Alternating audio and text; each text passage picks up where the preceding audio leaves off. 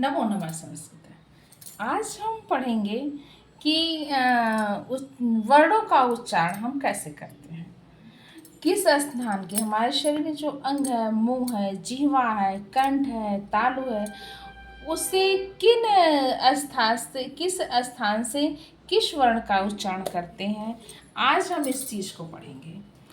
क्या है उच्चारण स्थान। अब कहते हैं वर्णाभिव्यक्ति प्रदेश स्थानम कथ्यते। हम जहाँ से वर्णों की अभिव्यक्ति करते हैं, जिस स्थान से, जिस प्रदेश मतलब अपने शरीर के जिस अंग से करते हैं, कंठ से, नासिका से, ओष्ठ से, जिह्वा से, तालु से, मूर्धा से, उसे हम क्या कहते हैं? उच्चारण स्थान कहलाते हैं वो। और पाणिनि शिक्षा में कहा गया है कि अष्टौ स्थानानि वर्णानामुरः कंठः शिरस्तथा जिह्वामूलं च दन्ताश्च नासिकोष्ठौ च तालु च। पाणिनि शिक्षा में 8 वर्णों के स्थान बताए गए हैं। वह 8 वर्ण स्थान कौन कौन से हैं? नंबर 1 उर, कंठ, सिर, जिह्वामूल, दंत, नासिका, ओष्ठ और तालु। ये 8 स्थान जो हमारे शरीर के 8 प्रदेश जो हैं, वही उच्चारण स्थान है। अब वो वर्ण कौन कौन से हैं ये हम देखते हैं। वर्ण कौन से हैं, उनकी उत्पत्ति किस स्थान से होती है और उनको वर्ण की कौन सी संज्ञा दी गई है, ये हम जानेंगे। कहते हैं कि सबसे पहले अ, आ, क, ख, ग, घ, अंग, ह और विसर्ग। और इसका एक सूत्र है, कहते हैं अकुह विसर्जनीयाः। अकुह विसर्जनीयः, अकुह विसर्जनीय कंठः। ये जितने वर्ण आते हैं अकुह विसर्जनीय से, अ, आ, क, ख, अ आएगा अकुह विसर्जनीय, और क वर्ग मतलब क, ख, ग, घ, अंग और ह तथा विसर्ग।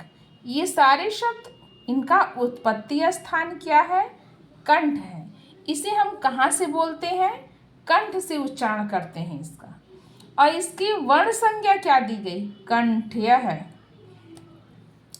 अब जब हम अ बोलेंगे, आ बोलेंगे, क बोलेंगे, ख बोलेंगे, तो क्या होगा? हम जब बोलते हैं अ, तो इसका उच्चारण कैसे निकलता है?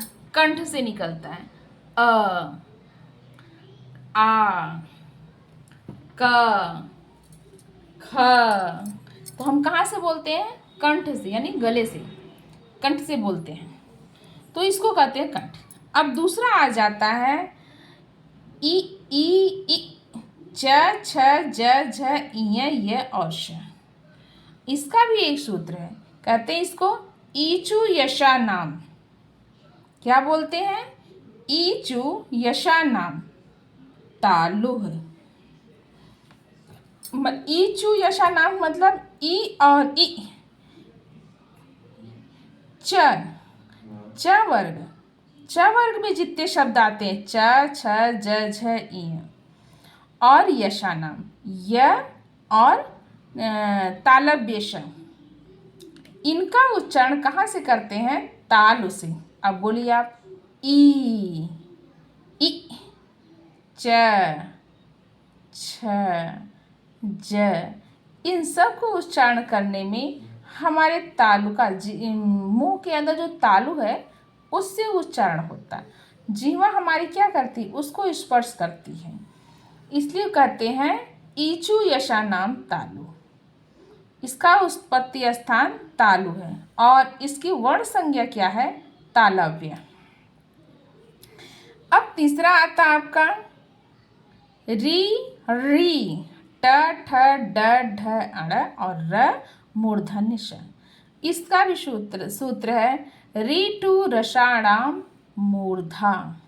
क्या होगा? री टू रसाणाम मूर्धा, यानी री होगा, फिर री होगा, यानी री से ऋषि होगा, फिर री में री मात्रा लगी रहेगी, फिर उसके बाद ट वर्ग आ जाएगा, ट ठ ड ढ अण, और रसाणाम र रहेगा और मूर्धन्य श रहेगा। तो इसका उच्चारण कहाँ से होता है? हमारी मूर्धा से होता है, न कंठ से होता है, न गले से, न तालव्य से, दोनों के बीच से होता है, मूर्धा से। उसको मूर्धा बोलते हैं। इसका वर्ण संज्ञा क्या है? मूर्धन्य। वही मूर्धा को मूर्धन्य बोलते हैं, संज्ञा उसकी एक दी गई है। अब कहते हैं कि ऋ त थ द ध न ल स। अब इसका एक सूत्र क्या है? ऋतु लसा नाम दंता, ऋतु लसा नाम दंता, यानी ऋ रहेगा, त वर्ग रहेंगे, त थ द ध न, और लसा नाम ल और स रहेगा। इसका उच्चारण स्थान क्या है? दंता।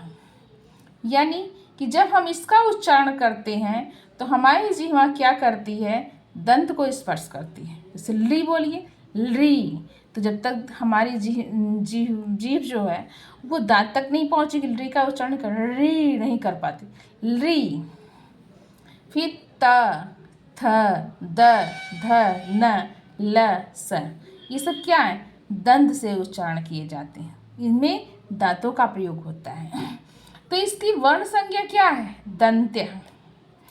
अब कहते हैं ओष्ठ से जो उच्चारण होते हैं उ प फ ब भ म। अब इसका एक सूत्र क्या है संस्कृत में? उपपद्मानीयम, उपपद्मानीयम ओष्ठम, उपपद्मानी ओष्ठम। अब उ पद्मानी मतलब प वर्ग, और म प फ ब भ म, उपपद्मानी, यानी उ और प वर्ग पूरा आ जाएगा, प फ ब भ म। इसका कहाँ से होता है? ओष्ठ से। कोई भी जब आप बोलेंगे उ बोलेंगे तो आपका ओष्ठ चलेगा, दोनों ओष्ठ। उ बोलेंगे तो भी, प बोलेंगे तो भी, बिना ओष्ठ के आप नहीं बोल सकते, बिना ओष्ठ के चलाए बोलिए, नहीं हो पाएगा। क्या? प फ ब, तो इनका उच्चारण स्थान क्या है? ओष्ठ बताया गया, उत्पत्ति स्थान, और इनकी वर्ण संज्ञा दी गई है ओष्ठ्य। अब कहते हैं अंग इय अण न म। इसका उत्पत्ति स्थान क्या है? उच्चारण स्थान नासिका और कंठ। कहते हैं कि अंग इय अण न म नासिकोष्ठौ, नासिकंठा, मतलब कि अंग इय अण न म, अंग इय अण न म। इसका उच्चारण स्थान क्या है? ओष्ठ। अंग इय अण न म, इसका उच्चारण स्थान है नासिका और कंठ। मतलब नासिका और कंठ का जब हम प्रयोग करते हैं, जब इन वर्णों का उच्चारण करते हैं तो उसमें नासिका और कंठ का प्रयोग होता है, उपयोग होता है। बिना नासिका और कंठ के हम इसका उच्चारण नहीं कर सकते। और इसकी वर्ण संज्ञा क्या है? नासिक्य। तो वहाँ पे वर्ण कंठ नहीं दिया जाए, केवल नासिका से उच्चारण कहा जाएगा कि लोग कहते हैं नाक से बोल रही है, तो वही है नासिका उच्चारण।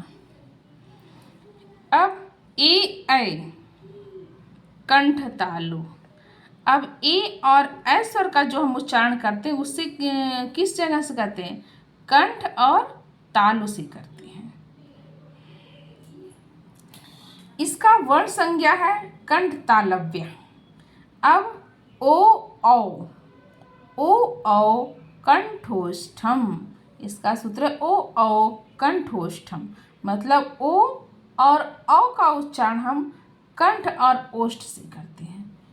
ओ औ करने में ओष्ठ का उपयोग होता है, साथ में हम कंठ को भी लगाते हैं, कंठ से आवाज़ निकालते हैं तब उस निकलती है। कहते ओ औ कंठोष्ठम, इसके उच्चारण स्थान कंठ और ओष्ठ है।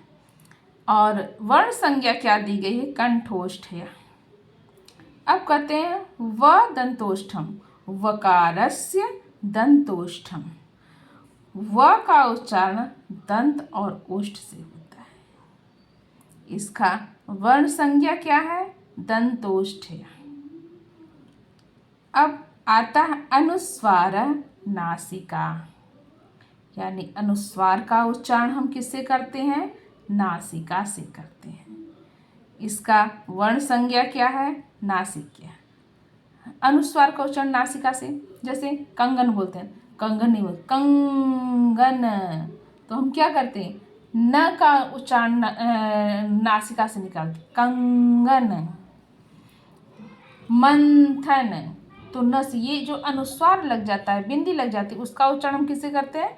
नासिका से करते हैं।